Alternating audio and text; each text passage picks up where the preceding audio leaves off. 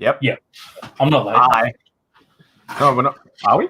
No, we're not late. We arrived precisely when we meant to. Exactly. I got my drink. I'm happy. Yeah. That's the main thing. Anyway. Hi.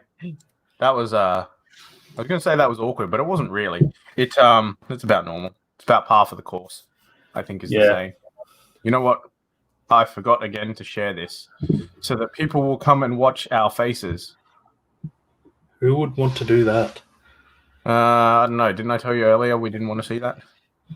Yeah. Well, no, you said you didn't want to see that. Other people might. Yeah, true. Why do I have two of us listed there? What? What is that? My phone. I may have forgot to put it on silent. It sounded pretty silent to me. It's just the buzzing, which is usually what it does on silent. Anyway, hi people. Tonight we're talking, well, tech, really, which should come as a surprise to nobody by now if you are actually watching us. But, excuse me, this is what we do. Every Tuesday at 7 p.m. we answer your tech questions 100% for free. So you can ask us your tech questions, and there is no such thing as a dumb question except for the one that's not asked. So like I said, we do this 7 p.m. every Tuesday. You can join us here every Tuesday, and we'll be sitting here doing this, at least for the foreseeable future, until we decide to do something else, I guess. Yeah, and you can find our contact details to send us your questions at www.the.mail.com/contact, or as always, you can drop your comments below, and we'll see them and answer them, hopefully. If we have to go research and come back, then, we can do that the next one. But anyway, yes. One of the other things is the fact that it isn't just Tuesdays now. Well, live is Tuesdays, but yeah, true.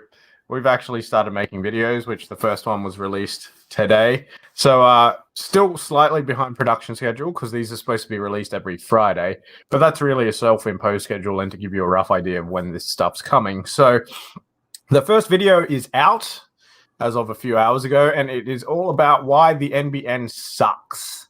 So you can go view that on YouTube. If you check out our Facebook page, it's on LinkedIn, Instagram, Twitter, and obviously YouTube itself. You can find it and make your way to it on any of those platforms. As I said at the end of the video, if you liked it or didn't, show us with your thumbs and subscribe so you can see more of that. But anyway, for tonight, drinks. Jacob, what are you drinking tonight? I am on the hard stuff again tonight. Uh-oh. Orange juice. Oh. I got Sprite, which really just looks like water. But actually, I was meant to finish this before I started. What was that? Energy drink, trying to wake myself up. It didn't work. Well, you tried. I tried. I'm here. Yeah. That's the main thing, I think. But yeah, non-alcoholic. Yeah. Nathan, the good boy, doesn't drink. I drink on the odd occasion. Yeah, we'll go with that. And there you go, good boy. I found my Bible today. Did it burn? No, it was interesting. Okay. It was. Read it? No. It turns out I was reading it. There's a bookmark in it. Oh, okay. So I used to be a good person. Okay. Yeah. I don't even know how to address that. Apart from the schedule, and the NBN. Well, actually, the NBN sucking could be seen as a good thing for the other topics today. Because if your NBN sucks, it makes it harder for a cyber person to break into it. It's true.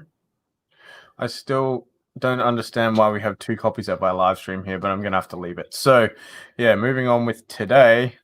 Okay, cool. So, if you've been following the news, which some of us do probably more often than we should, but you would know that apparently last week, and I guess probably still continuing now, even though it's not in the headlines, is that Australia is or was under cyber attack. As to what that means exactly, there wasn't a huge amount of specifics that I could find, but yeah, apparently multiple levels of government and private businesses are actually under attack by what was deemed to be a state actor, which means another country. So a country of some kind was attacking us, is attacking us, something. Word on the street is that's probably China, but our government wouldn't confirm who it is, and China denies who it is. Denies that it's them. But They deny who it is. It's yeah, definitely they not deny. us. We know who it is, Yeah. but it's not Well, us. that's essentially the same thing. It's not us, and we don't know who's doing it. So what better could we do on live stream than come talk to the Australian Chinese guy about cybersecurity and cyber attacks between Australia and China? Yes. Yeah. But before we do that, can we touch on that comment? Because it is something that I've found out and I actually really do have the answer. Like, I really like it. What? This question here. What's the best software to do video editing? Yeah. Nathan splurged and got me a subscription to Premiere Pro. Yep. Adobe Premiere. And Premiere Pro 2020. it's We've amazing. actually got the whole Adobe suite. But yeah, we've got it all, and it is, for someone like me, it is so easy to use. Like, yes, my first video, which you guys saw, if you follow the 3P page, it's not 100%, but for someone who has never edited a video in his life, and it wasn't bad. I probably spent like a day or two of editing at the most. And when I say a day or two, I mean like 8 to 12 hours. I don't feel like it was too bad for someone who had to learn the program, because that's what I loved about it. It trained you at the start. Like, it gave you a rundown of how to do basic things. I didn't go through that. Was it good? For someone who's never used anything like that, yes. Yeah. Like, it was really basic. It like pretty much told you exactly what to do, but it got you to have the feel of how things moved. If you want to try it out too, you can get a free 7-day trial to start with. So you can download it. It's a fully functioning piece of software for those 7 days. Pretty sure it's 7 days. Yeah, and you can get a feel for it, get to know your way around it, see if you like it or not, and then go from there. And like I said, if you get what we got, it's everything. So you get Photoshop. I don't know what the other ones were, but I know there was definitely Photoshop. Yeah. Different encoders and stuff like that. Yeah, Adobe Media Encoder comes with Premiere. I've also got Acrobat installed for editing PDFs, After Effects to make animations and stuff like that and apply special effects to your videos, which I haven't started playing with yet. Illustrator, Lightroom, and Photoshop, as well as Premiere. So yeah, I've used Photoshop a bit already. There you go. That's another good question. If you were to make a computer to do video editing, what would it have? Funny you should say that, because that's roughly what we're doing. That's what we're gearing up for, and my upgrade arrived today. Hell yeah! This is what I'd use. This is going to be suitable. Like, we're editing videos and recording videos in full HD, so 1080p. We're not doing any 4K yet, because let's face it, nobody needs to see my pores and dimples that closely. Jacob might need that, but we'll get there later. But at the moment, the best bang for buck CPU, which I just showed, but you can't really see specifics. This is the Ryzen 5 3600. Yeah. 6 cores, 12 threads. I did have a Ryzen 7 1700, which was 8 cores and 16 threads. But if you followed our benchmark off challenge between Jacob, and I, that's Jake and Jacob. That wasn't a stutter. Then, this seemed to do very well for bang for buck. The 3600X, roughly the same, a little bit faster, but I'm cheap. I couldn't justify spending the extra money on getting that X printed on the top of my CPU, so I didn't do that. Excuse me, bang for buck, that's pretty good. On top of that, I'd recommend a minimum of 16 gigabytes of RAM. That's just me though. So 32 if you're doing other stuff at the same time. If you're mostly just doing it, 16 should be enough. This is, again, talking at 1080p, so we should be okay there. The other thing, though, if you're using Premiere, I've found that an NVIDIA graphics card helps quite a bit with your render times and just to make things smoothly and take load off the rest of the system. So, yeah, I don't know. All the video is because, like, I was expecting rendering to take a while because the renders I'd played with before were like hour-long live streams where Nathan was rendering them to send them out and stuff like that. But for the 6-minute, 7-minute video I did the other day, it took 2 minutes to render, and that was on. And it appeared to be more. Well, obviously, I feel like my CPU was a bottleneck because it was at 100%. It was pinged completely flat. Actually, there comes my issue with making sure you do get a decent CPU was the buffering. So the actual... Wait, have you dropped out, Nathan? I think Nathan's dropped out. He's dropped out. So the actual updating,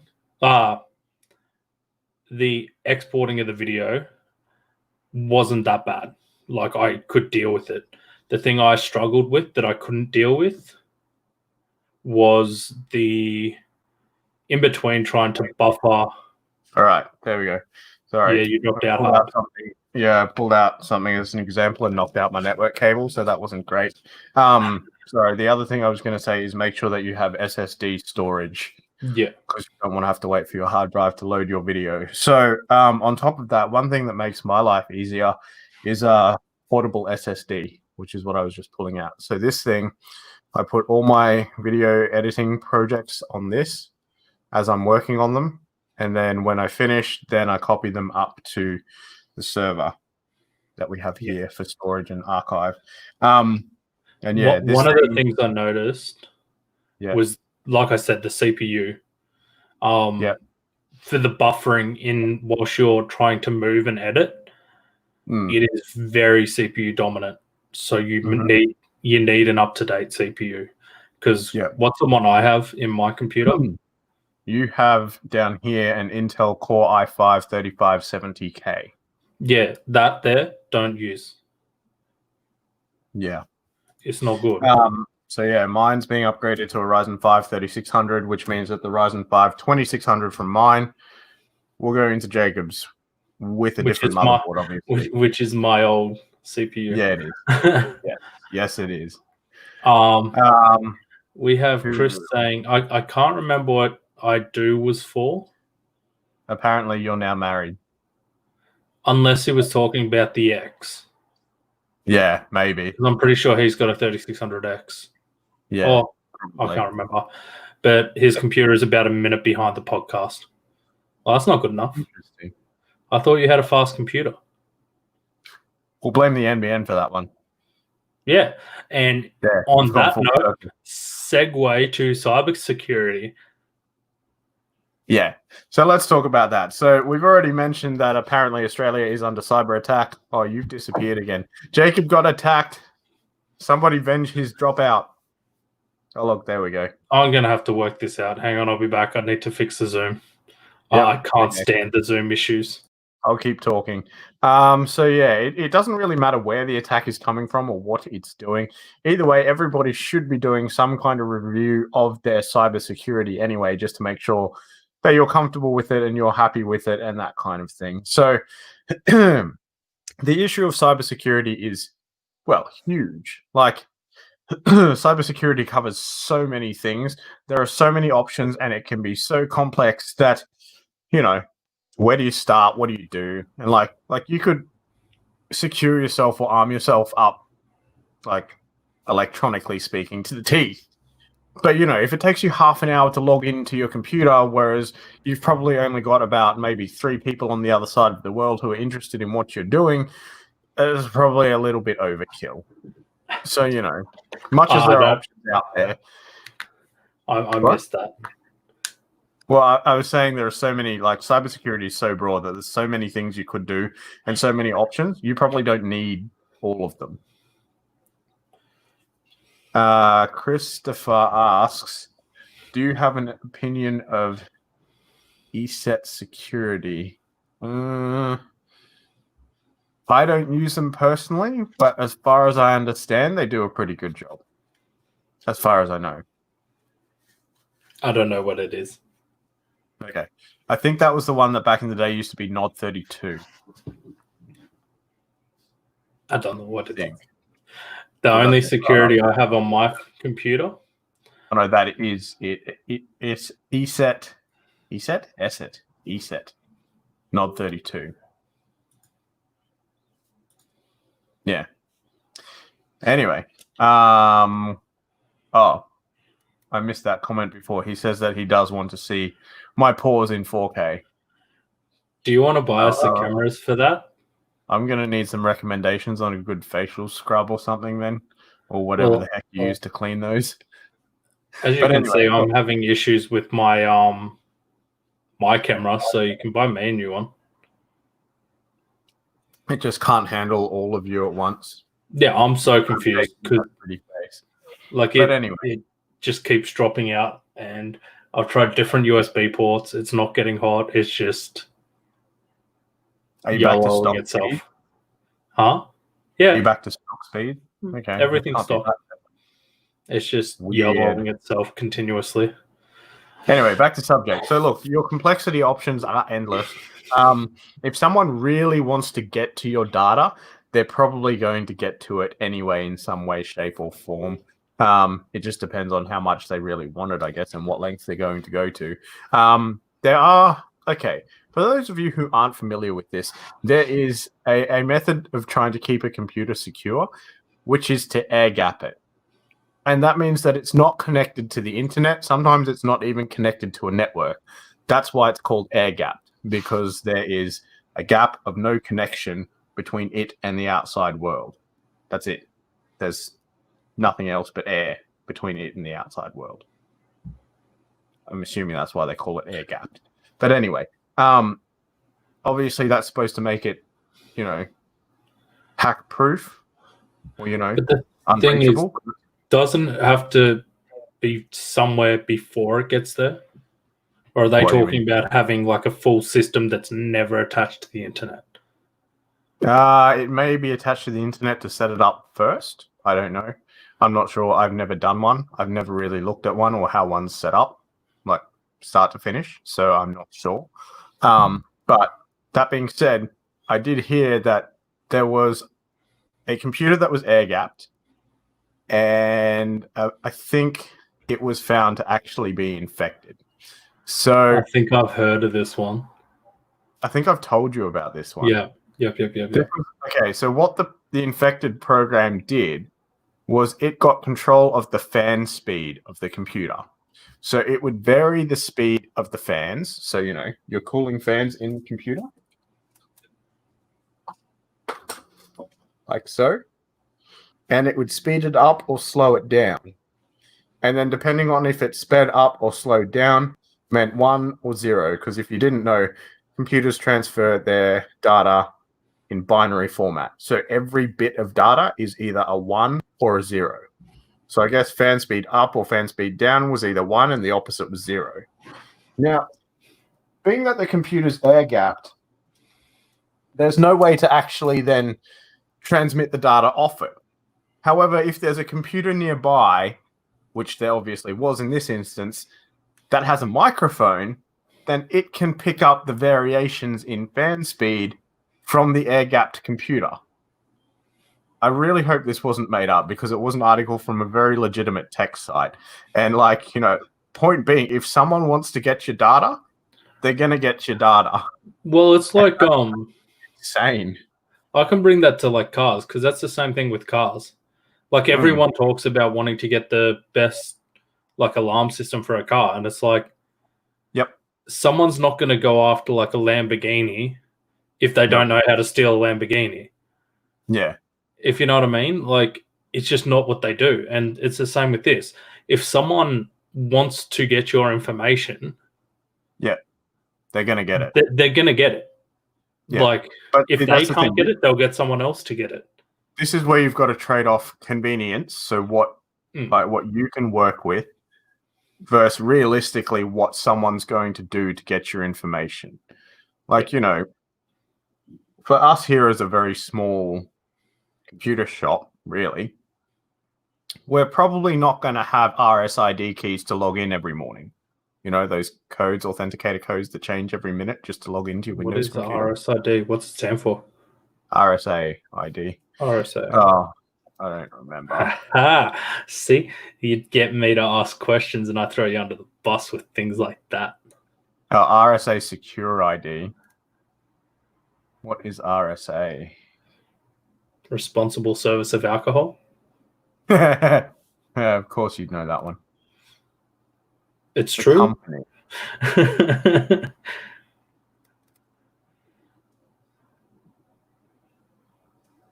It's a company. It's just a brand of security. Yeah, it's like a security company. That's all right then. You don't need to delve too much into it. It was more just out of pure curiosity. Rivest, Shamir, and Adelman, because they were the inventors of the secure ID, I think. I'm glad they called it RSA because I would not have remembered that either way. I couldn't remember that off the top of my head either. No wonder I didn't remember that. Yeah. Look, back to subject though. Like, okay, first of all, before we go too much further with that, why is this important? Well, one, you don't want people stealing your data. Two, you don't want people taking you down and out. So in our instance, you're out of business and can't do anything for like, you know, a couple of days or something like that. And I've dealt with jobs where that happened and wow, it's annoying. And a very, very big headache. But look, the other thing too is that if someone actually steals your data, and we're talking in a business sense here, if your customer's privacy information is breached, you legally have to report that. And I'm pretty sure there are fines involved if they deem that you didn't take accurate measures or, you know, good enough measures to try and secure that data. So, yeah, it's pretty important. On top of that, on a personal level, if someone gets all your details, then we're talking potential for identity theft. And like, you know, fine, you might think it's funny if someone wants to pretend to be you until you realize that means that they could rack up thousands, maybe millions of dollars worth of debt in your name that you're then responsible for. And, you know, if it's because you didn't protect your data, it's like, well, you let them do it. Yeah. So, you know. And even to the smallest levels of like shredding your letters from banks and stuff like that have like all your name and details and everything on it. It's like even like that's at the most basic level. It's like don't throw stuff out that has enough information of you on it that someone can create a false identity. And look, this leads into the start of what we're actually going to talk about. So the first thing to understand and to know is where is your data? So in this case, Jacob was just talking about on paper, which is one place that your data could be. But obviously we're talking about cybersecurity. So, you know, where is your data? Is it just on your computer? Is it on your computer and say a NAS that you have or a server that you have at your office? Is it in the cloud? Is it, and if it is in the cloud, what services on the cloud is it in? Which countries do those services reside in? That stuff is fairly important. For example, you know, if it's in North Korea, you might have some issues. Just putting it out there. I don't think North Korea actually runs any data services, but you know, you get the idea. What's North Korea going to do? I thought they were more about bombing things. Yeah, I don't really know, but it's more the fact that, you know, if it's physically located in North Korea, the government could probably seize the servers that it's on at any point in time and access data. So, on top of that, though, you've got to read the terms and conditions and make sure that your cloud provider is encrypting your data and encrypting your data, like, safely so that, you know, they can't just see it whenever they want. Or make sure that you've taken measures to do that, but we'll get to that. And then once you know where your data is, then how is it protected?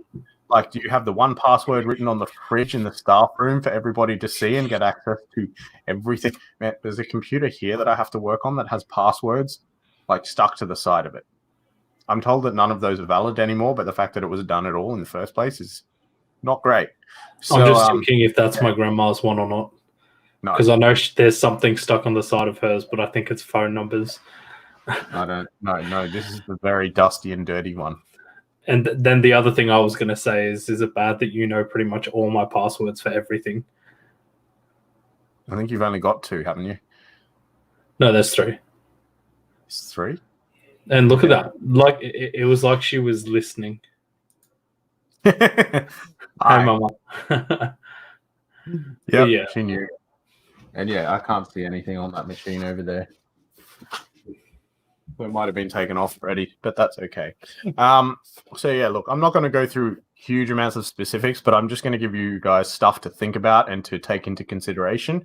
If you want an actual in-depth review or analysis or help in securing your systems, get in touch with us and we can help you out with that one. Obviously, there'll be a cost involved for that, but it's pretty important. So if you have no idea what you're doing, please hit us up.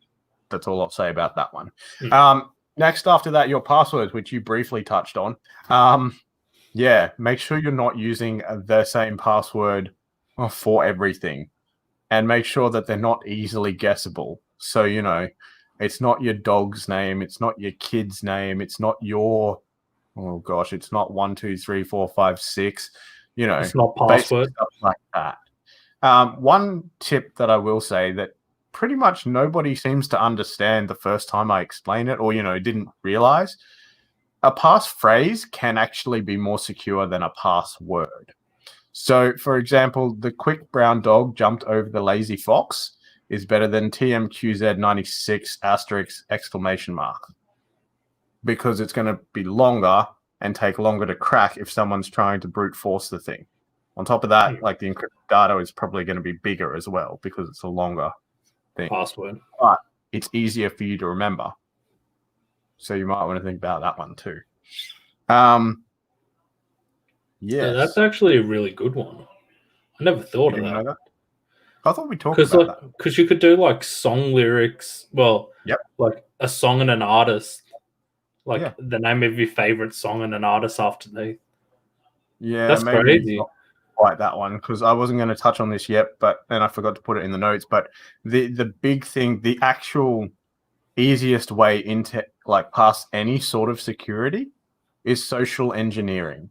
If you don't know what this means, basically, if you get to know the person who holds the key, who holds the password, whatever, and you get to know them, you either gain their trust and then get them to let down their guard so that they let you in, or you learn enough about them so that you can do things like answer the questions to change their password, like where they grew up, what their pet's name is, what their favorite song is, what their favorite band is, stuff like that. It's all top secret spy stuff, which isn't really. They're just. You're making me really nervous now, because pretty much everything you're saying, I'm sitting here going, oh no. But see, that's the thing. Who's going to want to try to get your data? Mate, I've got plenty of interesting stuff. Yeah, I know. But how much of your data too is mission critical? Yeah, no. Not very. So, yeah, it's probably not as bad, but it's probably something that needs to be considered at some point, but it's not, the end of the world. The next thing on top of that, though, like once you've figured out what your passwords are, what needs to be changed, what needs to be secured. Actually, I didn't mention this either. Use a password manager, which is, I don't know which way to go with this. I've seen people write down their passwords, like in a little book or something, and then hide it. That is probably not actually all that bad an idea. It beats forgetting all your passwords, which is a much more painful process. As long as it's, somewhere where no one's going to find it. If you lock it in a safe, awesome. If you like hide it in a bookshelf with a bunch of other books, statistically, probably not many people are going to find that. But, there's still the chance that it might. If you did it with some kind of code, that'd be even better. Like, or you do it with, like my mum, she does it scribbling. She has like a book. Yeah. Like, you know how OCD she is. She has a book that, like, in random places, she has passwords and stuff written down. Yeah. It's, if you look at it, not knowing what you're looking at, you have no idea until you pass it to her and she's like, that's what it is. Yep. Yeah, that's not bad. Because because that's not just in plain English. You couldn't pick it up and have a list of like websites with usernames and passwords that you could log into. So, as long as there's some kind, essentially that's a form of encryption, I guess, because only she knows what the pattern is or what the key is. So that could work. But password managers are fairly secure as well, usually, because you require the one that I use is LastPass. So,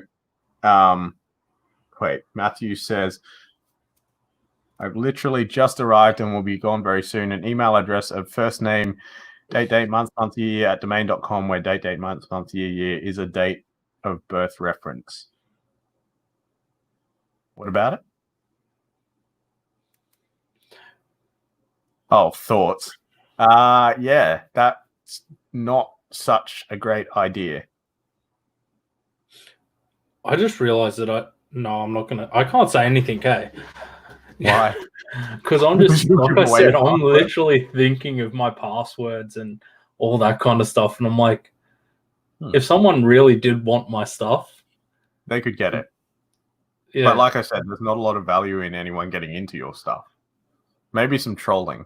That's probably about it. There'd be a lot of trolling going on. Yeah. Yeah. Anyway, so password managers, like, usually they require username and password. The one that I use is called LastPass. It requires that you verify like the location that the IP address that you're logging in from by email every time you log in from a different IP. Jacob's gone again. So there are levels of security to that. But the next level of security that I want to mention that not many people use, more people are starting to use it now, but it's still not hugely widely spread, is two-factor authentication or multi-factor authentication. A lot of you will probably have this already for your internet banking. Not everybody, but I know a lot of banks do it. So basically you get a code every time you need to log in, or you have an app or a device that changes code every minute for you to log in. So that's two-factor authentication because you need your password plus that code. Or sometimes it's called multi-factor authentication because you can have more than one thing set up. If you're a business owner, if you're a business owner and you deal with the accounting package 0, I'm pretty sure it's mandatory to have two-factor authentication turned on for that now, which is good. Earlier in the year, there was a report released by Microsoft for Microsoft accounts that got hacked. So out of the Microsoft accounts that got hacked, this was, I think, back in January this year, they reported on the amount that got hacked. The amount of them that got hacked that did not have two-factor authentication on was 99%. So there was 1% of accounts with two-factor authentication turned on that still got hacked.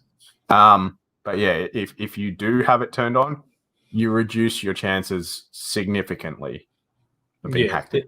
That's something that's popped up with gaming of recent times, because companies are trying to stop not so much cybersecurity, but hackers, because that's one of their defenses against hackers. Because to get the two-form factor like stuff, you need to have a mobile phone linked to the account.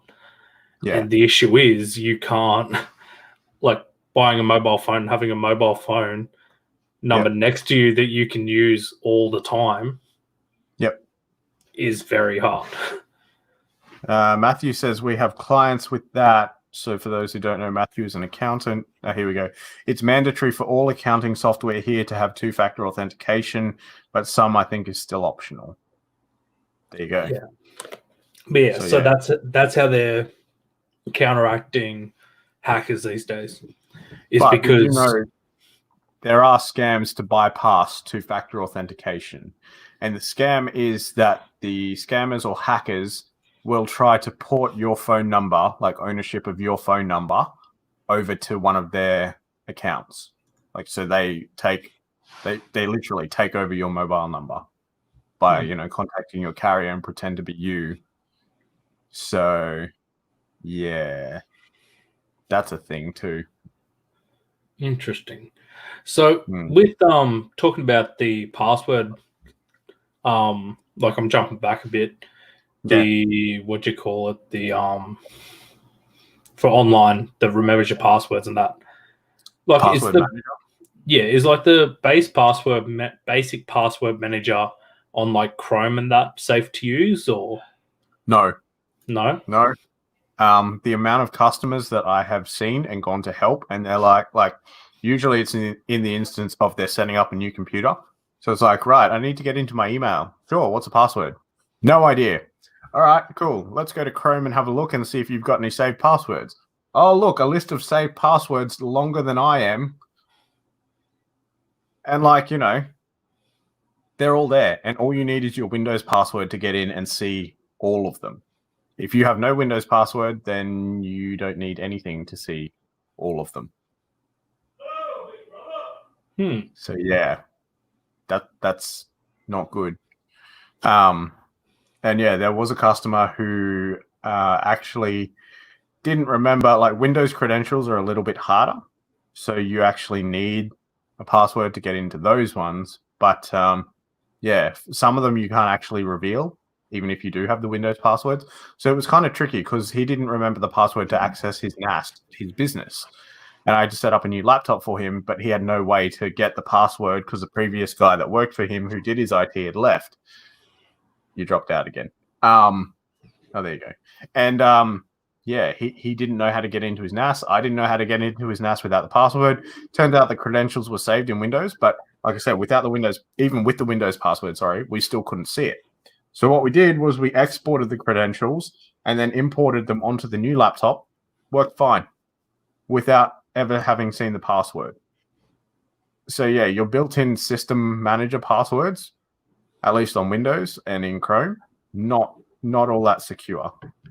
It makes my life easier though, like dealing with this stuff for some of you guys. But yeah, it's not great. Yeah.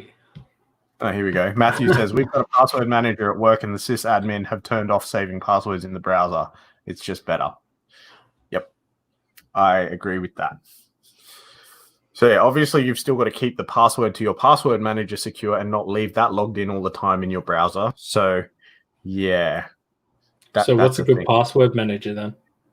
The two that I keep seeing around and hearing are LastPass, which is the one that I use, and the other one that I've checked out, but I think was a little bit more expensive for the features that you get, was Dashlane.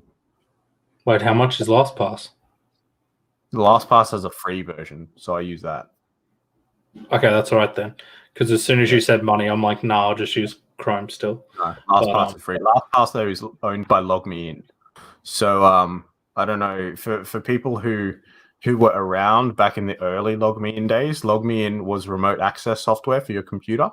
You used to be able to have free remote access to your computers through their system, which was great because it was web-based. You could log in anywhere as long as you had the client installed on your computer, and bam, free remote access. They had that for years, and then one day they just flipped and went, "No, you got to pay for this now." Like, no warning. Well, there was a little bit of warning. They're like in 2 months, it's not going to be free anymore or something like that. It's like, wow. Yeah, no. People don't like it when you do that. So yeah. So that being said, I don't think we will ever be able to charge for our live streams. Not that I have a plan to, but just putting it out there long term, I have no plan to ever charge for these. Yeah. We might do other things that we charge for, but yeah, not these. I'll let you click it. A notepad with all of my passwords written in a language long forgotten works well for me. Well, see, that's encrypted. So essentially, that's okay. It works. Yeah. And that's the thing. And that leads us on to our next thing, which is encrypt your data, which a lot of people don't think about. If you have your data on your computer and somebody breaks in and steals it, or if you have a laptop and you lose it or leave it behind, or someone does a snatch and grab, that's your data gone, and that's your data in the hands of somebody else. That's kind of not good. Hey, so yeah, encrypt your data. It's not all that hard to do. If you have Windows 10 Pro and a computer that has a TPM or trusted platform module of some sort, even if it's just a firmware-based one, like all AMD Ryzen CPUs have, you can encrypt your data using BitLocker. And all the drives on my machine are encrypted by BitLocker. So if anyone takes off with this, if you reboot, it will ask you for the recovery key, which is annoying every time I take this home. But anyway, it's secure. Yeah, no one gets it. Yeah. The recovery key is like 25 characters long. So, yeah. And it's. Yeah, I've random seen some of your passwords. That's ridiculous.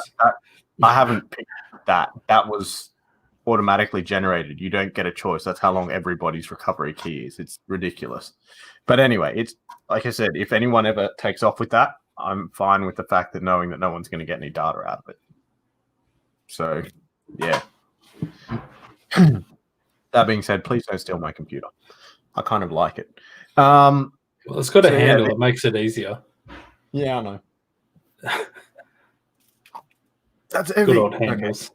Anyway, the other program though that I'd recommend for that is Crypto Locker, which I actually use to encrypt my cloud-based data, even though my cloud provider is apparently encrypting my data already. Just in case you want to go that extra level of paranoia, you can encrypt your data a level further by using that. Matthew says, BitLocker is good, except we can't save stuff to external storage without it being encrypted too. That's really up to your system admin. Yeah, how would you fix that then? Like, can you stop that happening? Yeah, he said, on his computer, no, because his computer be managed. It says, but he said, but I believe that's not mandatory, just is at my work, which makes sense because they're dealing with financial stuff. So yeah, that kind of makes sense. But yeah, that would be a system. Well, it was just something you can set up whilst you're installing it. Yeah, it'd be a group policy to the domain. So basically, it's an organization-wide setting set by their system administrators. To ensure that all data coming in and out of the organization is secure. Doesn't leave there. Yeah. No, that makes sense. If it gets lost, like, if the USB stick, the removable storage gets stolen or lost, it's not a big issue because no one can read it anyway. So yeah, I think that's actually a good move on their part. Okay, so there are other options to encrypt your data, but they're just two. Well, one that you've probably already got if you've got Windows 10 Pro, and the other one is you can go get that whenever you want. Yeah. So we'll leave that one there. Once again, if you want help with any of this stuff, please let us know. We'll see what we can do for you. But the last thing that I want to touch on is cloud data. So for those who don't know, you've probably heard the term thrown around, the cloud. What is the cloud? I should have that photo. Water molecules. Yeah, in weather terms it is. In computing terms, it basically means a computer connected to the internet, which is the basic way that I can break it down for you. But usually a cloud-based service is something that's internet accessible. So it is, I don't have the picture, but like it's basically storing your data on somebody else's computer. In most cases, that would usually be Google, Microsoft, or Amazon. Not always, but a lot of the big storage, like there are a lot of the big storage providers. So there is that. Excuse me. Anyway, yeah, but Matthew says cloud is convenient, but I refuse to trust it. Well, see, this is where Cryptomator comes in, which was the wait. I wrote Crypto Locker. Sorry, Cryptomator is the program. Crypto Locker is a type of virus. Well, that's not probably that's a little different. Yeah, you know what? I should probably put a link to that. Cryptomator is okay. Don't go installing crypto lockers on your own computers, hey. Hey, that's the photo. There is no cloud. It's just someone else's computer.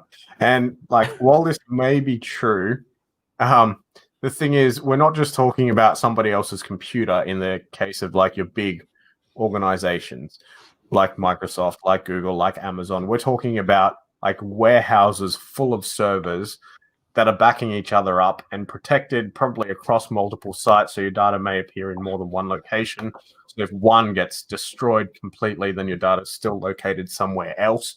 That kind of thing. Basically, it's a big infrastructure helping to keep your data both secure and available whenever you need it and wherever you need it, at very minimal cost to you. which is the benefits, really. Like, you pay your subscription and you don't have to outlay for all this infrastructure across, say, 6 countries across the world, for example, if it was, distributed that far, or at least, your backup strategy hopefully is taken care of by them. You've got to read the terms and conditions and the level of service that you're provided for what you're paying for. But yeah, the other thing is accessibility whenever you want it. If your stuff is cloud-based, you don't have to worry about having the program installed on your computer, having your computer open to remote access so that you can access it whenever you want to do something. You don't need to worry about your files being accessible there. You don't need to worry about power outages, your single place where all your data is stored being destroyed. There's a whole bunch of reasons why it's beneficial. But as Matthew said, a lot of people don't trust it yet, because essentially that means your data is online in some way, shape, or form 24/7. Which Sure, there's kind of brings up, kind of brings up this, because I had the same experience. I went on my cloud recently. This is Christopher. I went on my cloud recently. I didn't know I had a heap of photos, documents saved on it. Gave me a bit of a fright. Because I think you were with me the day I went on mine, and I found a heap of old photos, and I'm like, yeah, what is going on? Why are these here? Yeah. So, yeah, I think I remember that. So yeah, that does happen too. So, but that goes back to the original point, or one of the earlier points that I made, to know where your data is. Yeah. Make sure when you are taking photos and all that kind of stuff, you know where it's getting saved to. Because I know that's what one of my issues was with one of my... to make sure that location data is turned off if you don't want those things embedded in your photo. There's been numerous times where people have uploaded photos to websites, social media, anything, and because they've had location data turned on in their camera app or in their camera settings, people can figure out where they live from that data. Which, I mean, for some of you, might not care, but for some people, you might. Matthew says, cloud is great for availability and access. Security, well, varies. Big thing is legal stuff in various locations. Yeah, I did mention that before. Make sure, like, you know where your cloud provider is storing your data if you're going with some of the littler ones. Yeah. So, I stick with the big ones. My cloud was the one I had the issue with. It was like one of the Samsung clouds, but it's all right because I think they're canceling my thing because I just don't use it. And I went on it and deleted everything off it anyway. So, yeah, well, that's the other thing with knowing where your data is. Make sure that you're actually, using it and making sure it's up to date. If there's a subscription, make sure your credit card hasn't expired. I had a customer who thought that they had cloud backup. Something went wrong with their server. Turns out they hadn't been paying for cloud backup for 1.5 years, and it was all gone because they hadn't been paying for it. So, putting it out there, I'd be pretty shocked if that happened, because I know like nearly exactly where all my money goes. Because I feel like you'd notice something like that. But if it's a big business, it is kind of understandable to lose track. Yeah. Well, that's the other thing too. If you stop being billed for something or stop receiving bills for something, that's not as noticeable as if you received a bill for double, for example. Yeah, because you get complacent. It's like it's just going to come out. But when some more than is expected comes out, that's when you go, hang on, something's wrong. Yeah. And Matthew's comment, legal is a good thing. Sometimes like good thing to be aware of. Depending if you're doing like government contracts or something, you may want to be aware of where the data is being stored, because they might not allow data to be stored, say, off-site or on somebody else's service, depending on who you're working with. The other thing too is to make sure that if you have a privacy policy, that your privacy policy states the customer information will be stored, where it will be stored. Yeah. So that's a good thing to note. But look, even though your data is essentially online 24/7, there are a lot of steps to secure it. So just make sure that whoever you're whoever you're storing cloud data with, that you make sure you trust them and you know that they're taking good care of your data, because that's important. Like me. You trust me with some of your cloud stuff? Yeah, well, I've given you access to some of our social media stuff to post Yeah. stuff. So Yeah. but yeah, that's the thing. I just Sometimes got you to have make to, sure like, I that's don't the miss other it. thing too. Like, on top of deciding how complex your security is, you have to decide like what you need to give, for example, in this case, your employees access to be able to do their job. Yeah. You can't just, cut them off and say, no, you can't have access to that and I'm going to do everything, because, yeah, it doesn't work. But there Yeah, are ways to do you that, eventually ways to become cover like up. Nathan and burn yourself out. I'm not burnt out yet. Just because I'm black on top doesn't mean I'm burnt. I'd say pepper, salt and pepper. Yeah, let's go with that. I still have Anyway. all my blonde hair still. I'm good. For now. Are you sure? Are you sure? I haven't actually looked to see if I have any grays, but I'm pretty sure I still have all my blondes. So Yeah.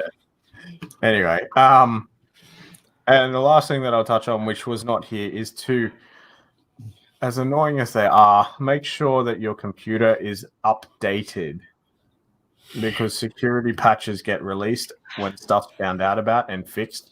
So those of you running Windows 7, I'm looking at you. No. Update your stuff.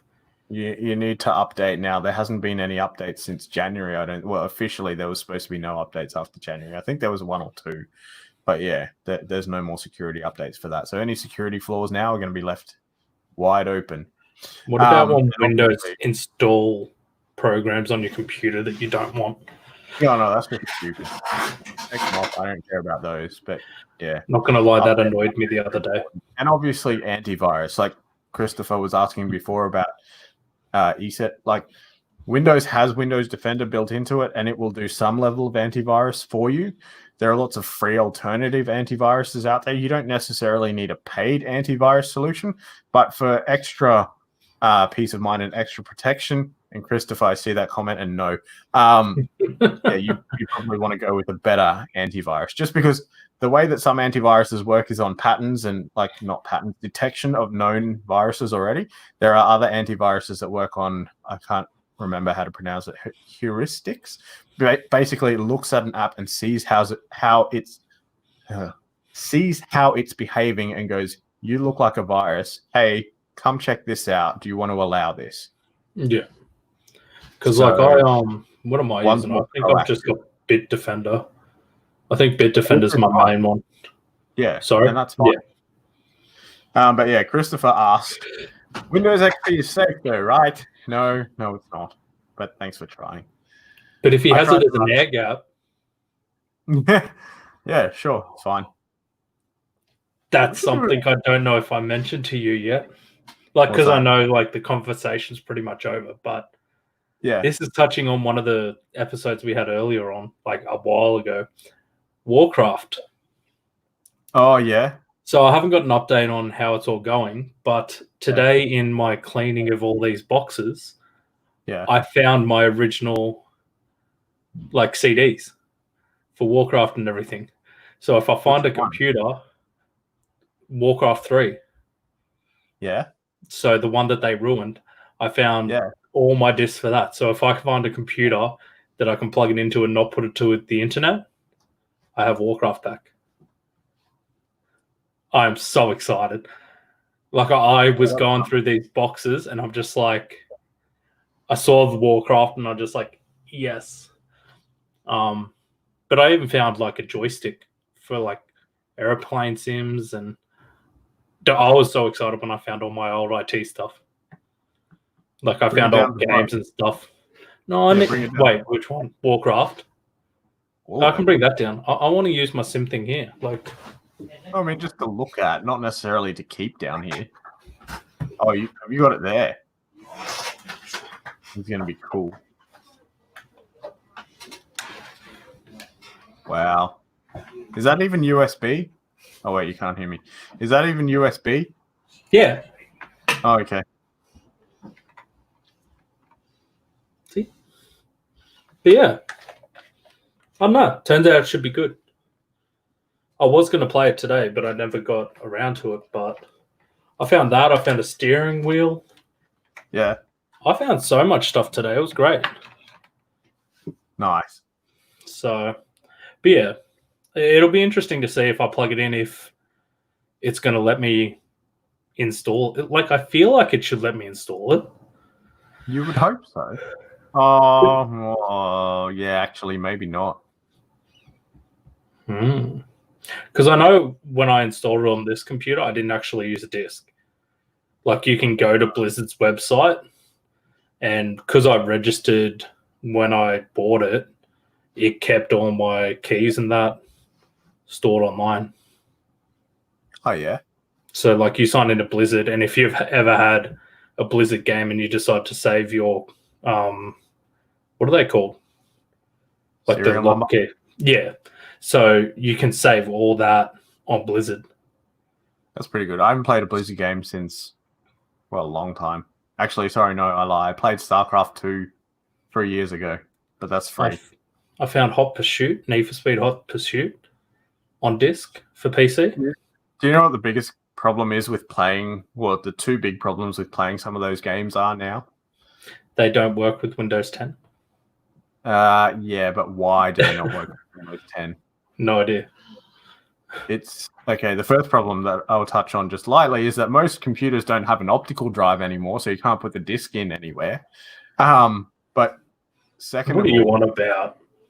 Yeah. Oh, I'm going to admit that was one of the things I got all excited. I'm like, all these old games, and then I'm like, hang on, bugger. We have an older machine here. Well, I don't know if I'll get them down tomorrow, but because I cleaned them up, put them back in boxes neatly, if that makes sense. Yeah. So Matthew, that's exactly what I have. NFS Pursuit disc here. What do I have down here? Hang on.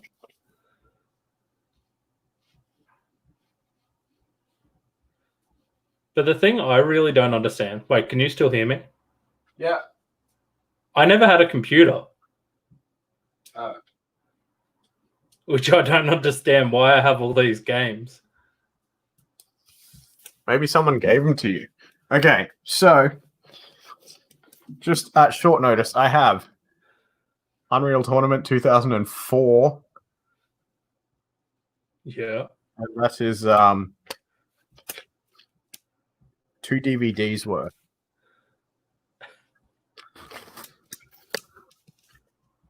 And then these are essentially the same thing. I have the original SimCity.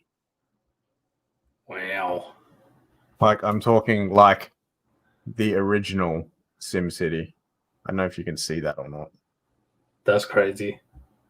The system requirements for this thing are an IBM 386 and above, and 100% compatible. That's great. Requires Windows 3.1, 4 megabytes of RAM. That's megabytes of RAM. CD-ROM. We're out. CD-ROM. No. But that just reminded me of something that I didn't actually stop Dad throwing out, I think. Yeah. My first quote for a computer that I was interested in. Also requires a hard disk with 5 megabytes free. I haven't got any of those. I'm out. Oh, look, Macintosh. It supports Macintosh Plus, Classic Series, SE Series, LC Series 2, LC Series, 2 Series, Quadra Series, Centrus Performer, Portable, and PowerBook Series. I haven't heard of half of those, hey? So we got Matthew says he had Cricket 2000 Theme Park World. I remember Theme Park World. That was cool. And he doesn't know if he still has his SimCity as well. And you've just broken Chris's heart too. Aww. Well, Matthew, if you can find SimCity 2000, this is 3000. We could complete the collection. But yeah, there's an ad on the back.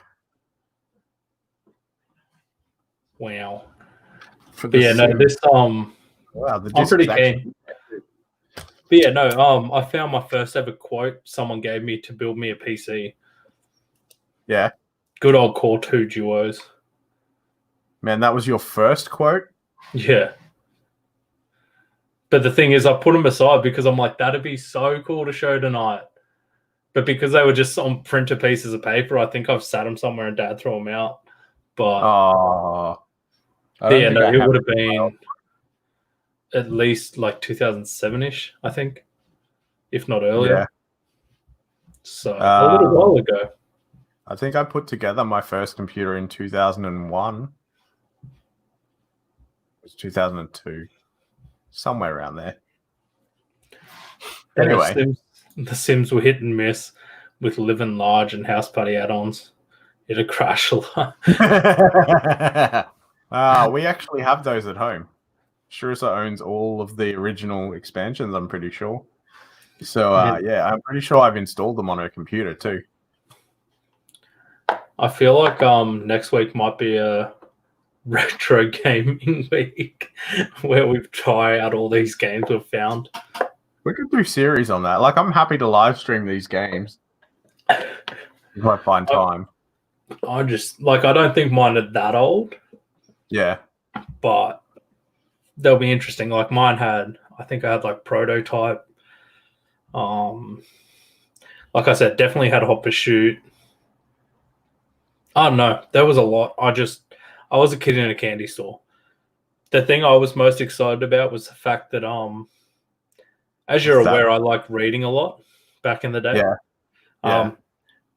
When the stuff went down and all these things got put into storage, I didn't know they were put into storage. I thought they were all thrown out. Yeah. So me opening a box and seeing 20 of my old favorite books, like I became a little kid again. I was so excited. That's pretty cool. So now I've got to find a way to fit a bookshelf in my room somewhere. Considering so easy. Well, what you see behind me is my bed, and that's about the size of my bedroom.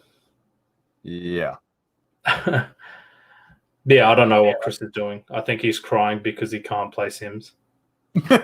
Either that or he wants to come down and dominate us with his computer. Maybe. Which isn't fun. Was it a 3600X? Did we figure that out? I don't know. Wait, yeah, is it? No, I think because I thought it was for the 3600X, but it was for the 4K. Oh, okay. But it might be. But in saying that, we should probably finish up. Yeah, I was going to say, I'll admit I spoke IKEA bed bookshelf. Okay. The issue with that, Chris, is the camera is doing me a lot of justice. It's making me look very slim. It won't hold me. And on that note, guys, I don't know. I feel like it. I still feel like it's not going to be strong enough, but. Oh, here we go. Oh, okay. Bed frame with storage and headboard. Interesting. Yeah, I'm not getting one either. But there's no book. Anyway. Oh, there is a book. I'm like, dude, where the hell's the bookshelf? Let's wrap it up. So, where are we going with this? I got to find my notes. I've lost my notes. I've got my notes. Look, help us to help you. So if you know any other human being who uses technology, that just means if you know any other human being, tell them about it. Help us to help you. Please like and share. And yeah, that'll help us reach more people and help more people, which is the aim of these things. So yeah, let's get on that. On top of that, we'll be back next Tuesday at 7 p.m. Like you didn't see that coming. And we'll answer more of your tech questions 100% for free, even if you want to send them in live. I just noticed something. Sorry, I got to say it. What? Our notes are wrong. Why? Oh. You weren't reading our notes. I would have been the person who would have been reading it and accidentally said it and then been like, hang on, wait, no. I've changed it. But look, what we haven't changed is that it's still 100% free of charge. And like I mentioned earlier, we're not planning to change that at any point in the future. So, yeah, I don't know. If people stop watching, we may can them. But, yeah, that's probably a long way down the road yet. So we'll see what happens. We'll adapt and change as we see fit. But yeah, for now, next Tuesday, 7 p.m., we'll be back answering your tech questions 100% for free. So please send us your tech questions, or you can jump on and ask them live like tonight. Yeah, there is... Huh? Yeah, like Cameron did earlier. Yep. But yeah, like we always say, there is no such thing as a dumb question. Or it's not in the titles, but except for the one not asked. You can't get an answer if you don't ask, can you? Although you yeah. Anyway, you probably can, but look, it's probably easier if you ask. So, come ask and we'll answer and all that fun stuff. You can find all of our contact details at www.thedotmill.com/contact. And the only last thing before, because I know that's the last thing on our list, will they have a video on Friday? I'm aiming to, but with the way my days and weeks are going, I can't 100% it'll be done by Friday. And it doesn't help that the other guy you work with is getting you to be a guest on his video already. I didn't get that memo. I don't know who that guy is, but no, stuff him, hey. Shameful. Anyway, he could dress up. Please don't. Right. Right, On that note, guys, we'll see you next week. Thanks for watching. Bye.